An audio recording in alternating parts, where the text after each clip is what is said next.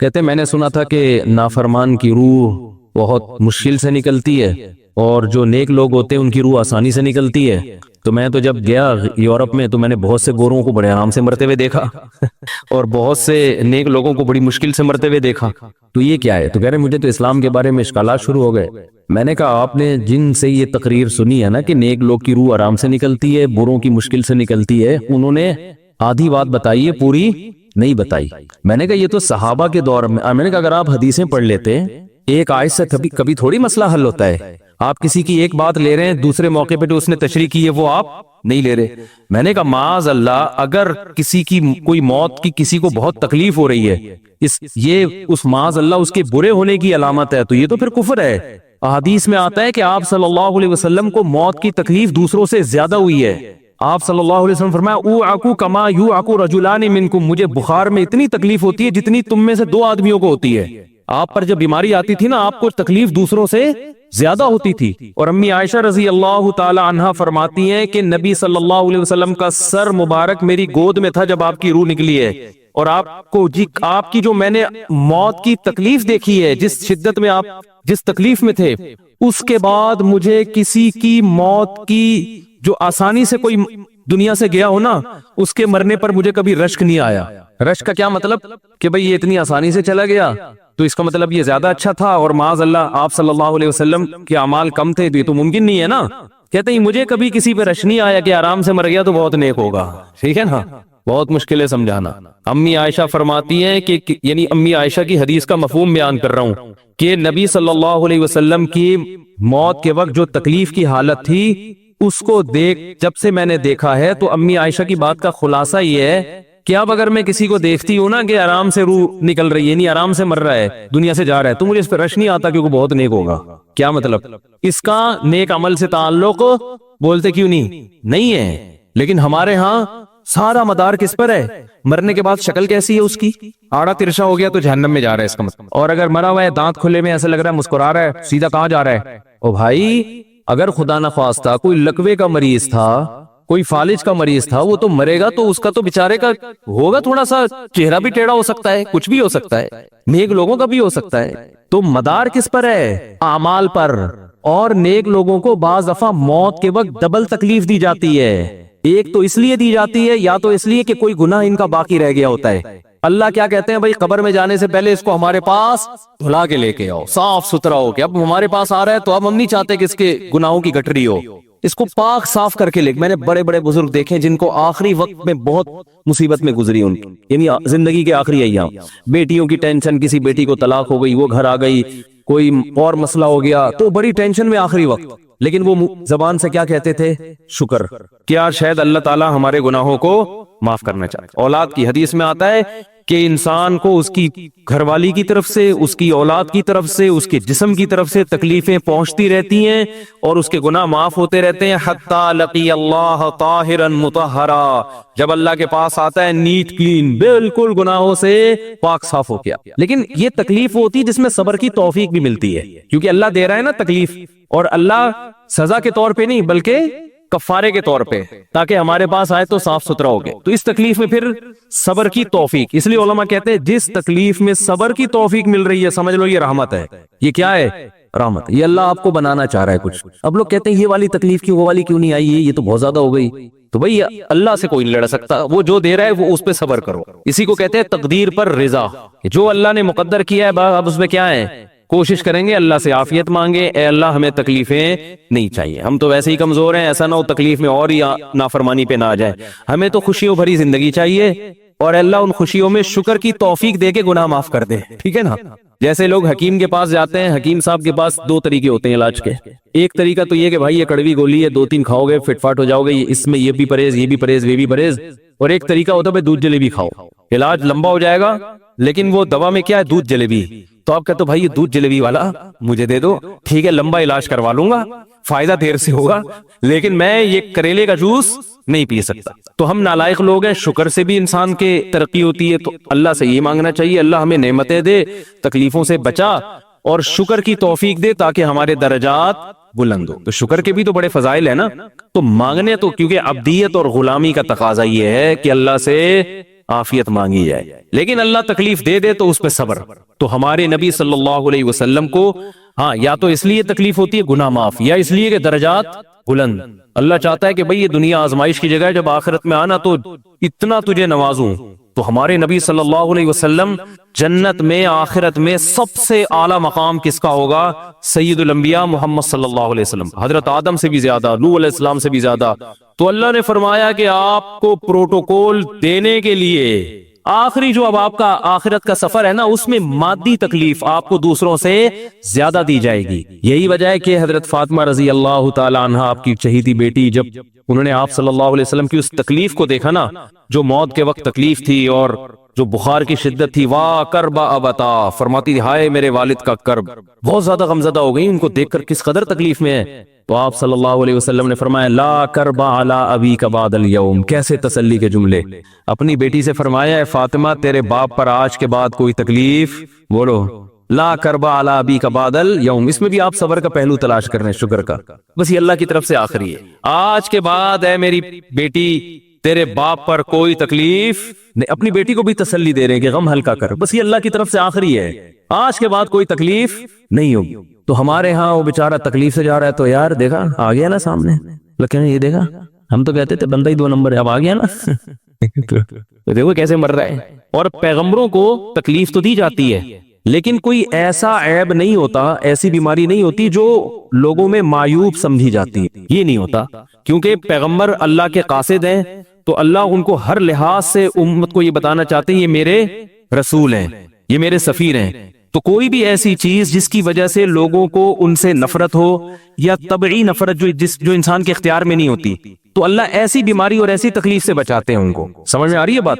لیکن امتی کو ایسی تکلیف ہو سکتی ہے۔ یہ جو ختم نبوت کے علماء کہتے ہیں نا مرزا غلام احمد بیت الخلاء میں گر کے مر گیا، تو بعض لوگ کہتے ہیں وہ تو بیت الخلاء میں تو فلاں بزرگ کا بھی انتقال ہوا تھا، فلاں کا بھی بزرگ کا ہو سکتا ہے، پیغمبر کا بیت الخلاء میں انتقال بولو نہیں ہو سکتا، کیونکہ پیغمبر کو اللہ ایسے عیب سے بچاتے ہیں جو انسانوں میں عیب سمجھے جاتے ہیں۔ تو پیغمبر کو ایسی بیماری نہیں ہوتی، جیسے اچھوت کی بیماری ہے کہ کوئی ہاتھ نہیں لگا سکتا اس کو، ایسی بیماری پیغمبروں کو نہیں ہوتی۔ کوڑ کی بیماری پیغمبروں کو نہیں ہوتی، کیونکہ ایسی بیماری جس سے لوگ گھن کھاتے ہیں، ایسی نہیں، لیکن امتی کو ہو سکتی ہے، امتی کو ایسی بیماری ہو سکتی ہے، اللہ اس کے درجات کیا کرے گا؟ بلند کرے گا اس سے۔ مجھے ایک واقعہ کسی نے سنایا کہ ایک ہندو تھا، اس کو کوڑ کی بیماری تھی، کوڑ نہیں ہوتا گوشت گلنا شروع ہو جاتا ہے، تو یہ بیماری پھیلتی ہے، تو اس کے رشتہ داروں نے بالکل الگ کر دیا اس کو، وہیں سے کھانا پھینکتے ایسے کر کے۔ کہیں تبلیغی جماعت گئی، ان کو پتا چلا، وہ بیٹھ گئے اس کے پاس جا کے، اس کو کھلا بھی رہے ہیں پلا بھی رہے ہیں، تو وہ بڑا متاثر ہوا، یار سب نے چھوڑ دیا اور مسلمان ہو گئے، تبلیغ والے تو اکرام کا کوئی موقع الحمدللہ چھوڑتے نہیں ہیں، تو وہ مسلمان ہو گیا اور پھر اس کا انتقال ہو گیا تھوڑے دنوں میں۔ اب دیکھو اللہ نے جو اس کو کوڑ کی بیماری میں ڈالا، یہ بیماری اس کے لیے رحمت بن گئی کہ نہیں بن گئی؟ تو کفر کی حالت میں کوئی اچھا کام کیا ہوگا اس نے، اس کے بدلے میں اللہ نے اس کو کیا دے دیا؟ کوڑ کی بیماری۔ اب دنیا کہے گی یار عام کافر جو اچھے کام نہیں کرتے وہ تو فٹ فاٹ گھوم رہے ہیں، اور یہ تھوڑا بہت خیال کرتا تھا، اس کو اللہ نے کیا دے دیا؟ بھائی اس کو دیا اس لیے کہ اللہ کو پتا ہے کہ جی کوڑ میں ہوگا تو تبلیغ والے آئیں گے، اس کی آؤ بھگت کریں گے اور یہ کیا ہو جائے گا؟ اسلام میں داخل ہو جائے گا۔ تو اللہ کے کام ہے، یہ اللہ ہی بہتر جانتا ہے۔ تو بعض دفعہ اللہ تکلیف میں ڈالتے ہیں تاکہ آپ کے گناہ دھل جائیں، تو اس لیے موت کی جو تکلیف ہے نا، اچھا اور عین ممکن ہے کوئی بہت بڑا بدماش ہو، بڑے آرام سے مر جائے، اور مرنے کے بعد ایسی خوبصورت اسکن ہو جائے اس کی، کیونکہ اسکن کی اچھے یا برے ہونے کا تعلق موسم سے ہے، جینے ٹھیک ہے نا۔ جس کو برین ہیمریج ہوتا ہے تو چہرہ خراب ہوتا ہے، چاہے وہ نمازی ہو۔ میں نے ایسے پکے نمازیوں کو جن کی نماز کی حالت میں ڈیتھ ہوئی ہے، ان کو دیکھا موت کے بعد ان کا چہرہ کالا ہو گیا۔ یہ بری بات نہیں تھی، یہ کالا اس لیے ہو گیا کہ برین ہیمریج ہوا، رگ پھٹی ہے تو بلیڈنگ ہونا، اور ہارٹ اٹیک بھی ہوا پھر ان کو، تو ڈاکٹر کہہ رہے تھے ان کو جلدی دفناؤ کیونکہ یہ بہت جلدی ان کا جسم خراب ہو جائے گا۔ حالانکہ پھر میں نے خواب میں ان کو جنت میں بھی دیکھا، صحیح ہے نا۔ تو خام خامنہ لوگوں نے یہ چیزیں بنائی ہوئی، تبھی میت کو چھپانے کا حکم ہے، کیونکہ اکرام کرنا ہے نا، تو چہرہ مرنے کے بعد بگڑنا شروع ہوتا ہے، یہ ہر ایک کا ہوگا، چاہے نیک ہو چاہے برا، تبھی تو حکم ہے کہ اس کو جلدی دفن کرو، کیونکہ اس کی توہین ہے اب لوگوں کے سامنے رکھنا۔ اور ہمارے یہاں کیا ہو رہا ہے، باقاعدہ مردوں کے ساتھ سیلفیاں چل رہی ہیں، ناک میں روئیاں ٹھوسی ہوئی ہیں اور ویڈیو بن رہی ہے اور زیارت ہو رہی ہے، لائن لگ لگ کے پبلک دیکھ کے جا رہی ہے۔ کیا جاہلانہ رسم ہے یار، کیا جاہلانہ۔ میت میں اور دلہن میں فرق ہونا چاہیے۔ دلہن کی منہ دکھائی ہوتی ہے، وہ محلے پڑوس کی عورتیں آتی ہیں، بھئی دلہن آئی ہے بیوٹی پارلر سے کے دیکھ رہی ہیں، تو مردے اور دلہن میں اتنا تو فرق کرو، مردے کی بھی رونمائی ہو رہی ہے، تو یہ غلط رسم ہے۔ انتقال ہو گیا فوراً چہرے پہ کپڑا. ہاں جو اس کے بہت قریبی لوگ ہیں, قریبی لوگ ایسا ہوتے ہیں کہ اگر وہ بدبو آ بھی رہی ہو, چہرہ بگڑ بھی جائے, ان کو نفرت نہیں ہوتی. بیٹے کو اپنے باپ سے نفرت نہیں ہوگی, چاہے جیسا بھی ہو, چہرہ جیسا بھی بگڑ جائے. وہ کہے گا یار میرا اس کا رشتہ خوبصورتی کی بیس پہ تھوڑی ہے. لیکن اجنبی لوگ جب اس کو دیکھیں گے تو چہرے کے بارے میں تبصرے بھی کریں گے. اور ایک صاحب کا انتقال ہوا, میں نے کہا جلدی دفناؤ, چہرہ نہ دکھاؤ. تو انہوں نے کہا لوگ کہیں گے یار لگتا ہے کوئی چہرہ بگڑ گیا اس لیے چھپا رہے ہیں. میں نے کہا اب تو اور چھپانا چاہیے, اس لیے کہ جس کا بگڑ جائے اس کو تو چھپائیں گے تو پھر لوگ یقیناً کہیں گے بگڑا ہوا چہرہ ہے. تو اس رسم ہی کو ختم کر دینا چاہیے. انتقال ہوا فوراً چہرے پہ کپڑا. ہاں بیوی دیکھ سکتی ہے اپنے شوہر کو, یا بیٹے ہیں, یا اس طرح جو بھائی بہن ہیں قریبی, وہ دیکھ لیں. باقی پبلک سے چھپا کے اس کو فوراً کیا کرو, دفن. اب تو قبر میں جا کے بھی دکھا رہے ہوتے ہیں. یہ اجمیوں کی گندی رسم ہے, بری رسم ہے. گندی کا لفظ میں نے تھوڑا سا زیادہ سخت استعمال کیا, لیکن مجھے اس سے زیادہ ہلکا لگ نہیں رہا کوئی لفظ. عرب میں ایسا نہیں ہوتا. سعودی عرب میں جو ہے نا, عرب لوگ بہت سی چیزوں میں ابھی بھی اسلام کے بہت قریب ہیں, بڑے خاندان. ہم لوگ چونکہ ہندوؤں کے ساتھ زیادہ رہے ہیں نا انڈیا میں, تو بہت سی چیزیں ہم نے وہاں سے کیا لی ہیں جو مذہبی لوگوں میں بھی آئی ہیں.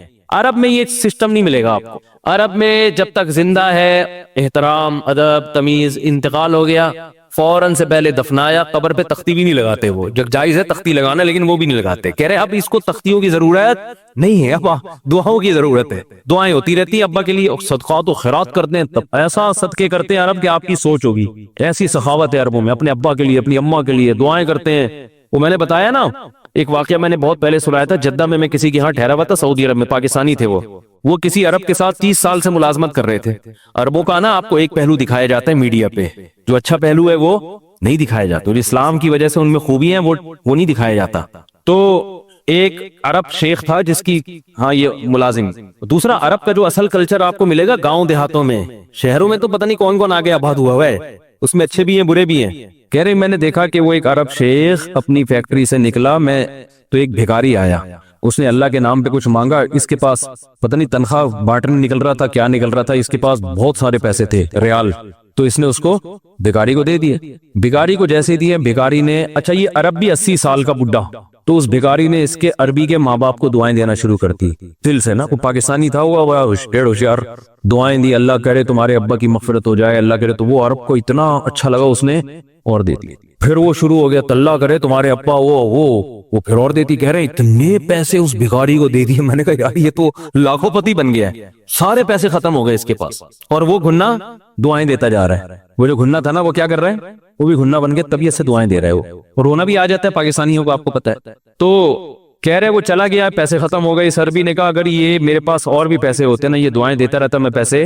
بعض ایسے جذبات ہو جاتے ہیں نا انسان کے کہ اس کو لگتا ہے کہ شاید یہ دعا قبول ہو رہی ہے, بعض دفعہ ایسی کیفیات آ جاتی ہیں انسان کے اوپر. تو وہ پاکستانی تھے جنہوں نے مجھے واقعہ سنا. کہہ رہے ہیں یار ان کے اندر کوئی ان کے قریب رہے نا تو بعض چیزیں ان میں بڑی خاندانی. عربوں میں ماں باپ کا بہت احترام ہے, بہت. جتنے کسٹمر کے ساتھ بدتمیز ہوتے ہیں نا, باپ اور ماں کے ساتھ اتنے ہی اچھا سلوک کرتے ہیں. ایسا نہیں ہے جیسے زبان چلا دی اور یہ کر دیا. باپ بیٹھا ہوگا, سب چپ کر کے آرام سے بیٹھے ہوں گے کہ باپ یہ بول بیٹا رہا ہے. ہمارے یہاں بیٹا باپ لگ, میں تو لوگوں سے پوچھتا ہوں یہ پہلے کیوں, کہ مجھے ایسا لگ رہا ہے آپ کا بچہ آپ سے پہلے پیدا ہو گیا, یعنی وہ باپ بنا ہوا ہوتا ہے. ٹھیک ہے نا, باتیں ایسے کر رہا ہوتا ہے کہ جو بیٹا ہے وہ باپ لگ رہا ہے, جو باپ ہے وہ بیٹا لگ رہا ہے. تو خیر کہاں سے کہاں بات چلی گئی, کیا بات کر رہا تھا. ارے یار یہ تو موضوع کو کوئی پکڑ کے رکھے, یہ بہت بڑی جاہل پیر کی بات تو میں نے شروع کی تھی, شیطان ہوا وغیرہ سب ہو گیا. ہاں یہ بات چل رہی تھی کہ موت کی تکلیف اگر کسی کو ہوتی ہے, میں یہ بتا رہا تھا کہ اسلام کی باتیں اللاجیکل بات اسلام نہیں کرتا.